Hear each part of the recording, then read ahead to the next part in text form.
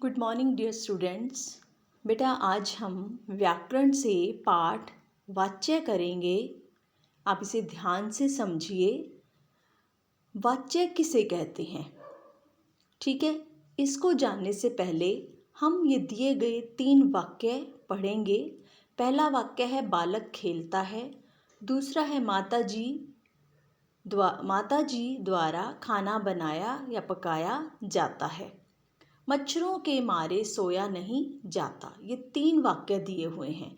अब यहाँ पर देखो, तीनों वाक्यों में पहले वाक्य में खेलने की क्रिया बालक के द्वारा की जा रही है, दूसरे वाक्य में खाना कर्म की प्रधानता है और तीसरे वाक्य में भाव मुख्य है। अब देखो यहाँ पर वाच्य का जो है, वाच्य की परिभाषा क्या होगी? क्रिया का जो रूप यह बताए। अब वाच्य है तो क्रिया का रूप, ठीक है।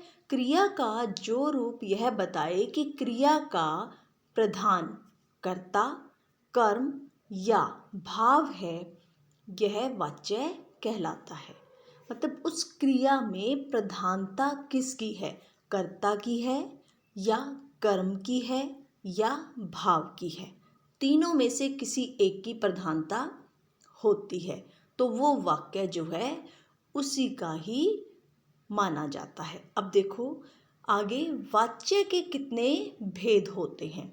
वाच्य के 3 भेद होते हैं: कर्तृवाच्य, कर्मवाच्य और भाववाच्य। सबसे पहले हम पढ़ेंगे कर्तृवाच्य किसे कहते हैं। कर्तृवाच्य में देखो बच्चों, जिस वाक्य में क्रिया का प्रधान कर्ता होता है उसे कर्तृवाच्य कहते हैं, क्योंकि इसका सीधा संबंध जो है क्रिया का यहाँ कर्ता से होगा। अब ये 3 वाक्य दिए हुए हैं, जैसे बालक रो रहा है, पिताजी दफ्तर जा रहे हैं और तीसरा वाक्य सविता काम कर रही है, कपड़े धो रही है। अब ये 3 वाक्य दिए हुए हैं। अब यहाँ पर तीनों में कर्ता की बात की गई है। अब रो कौन रहा है? आप कहेंगे बालक। दफ्तर कौन जा रहा है? पिताजी। कपड़े कौन धो रहा है? सविता।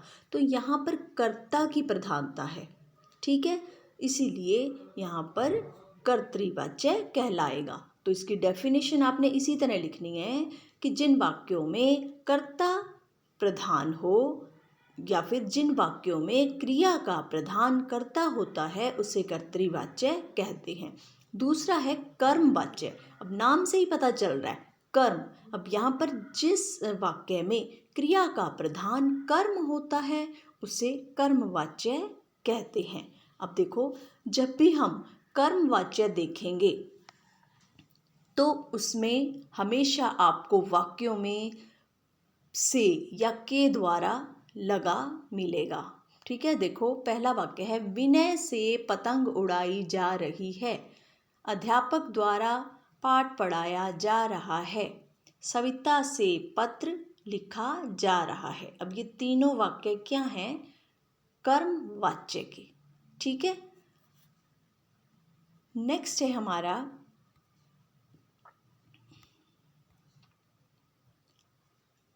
भाववाच्य।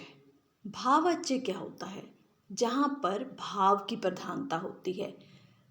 जिन वाक्यों में कर्ता या कर्म प्रधान ना होकर केवल भाव प्रधान होता है उसे क्या कहते हैं? भाववाच्य कहते हैं, ठीक है। अब देखिए भाववाच्य का उदाहरण किस तरह दिया होगा। भव्या चल नहीं सकती। अब यहाँ पर भाव की प्रधानता है, चल नहीं सकती, ठीक है। और ज़्यादातर भाववाच्यों में नहीं वाला वाक्य होता है। कर्ण से लिखा नहीं जाता। तीसरा वाक्य है, इतने शोर में सोया नहीं जाता। इनकी विशेषता क्या है? आपने ध्यान देना है। ज़्यादातर भाववाच्य में नहीं वाले वाक्य होते हैं और इनमें जो है एक वचन में क्रिया होती है और पुल्लिंग में होती है, ठीक है।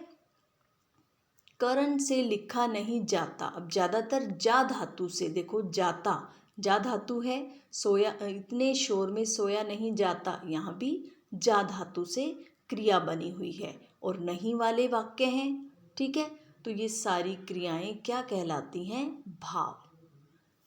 ठीक है बच्चों, अब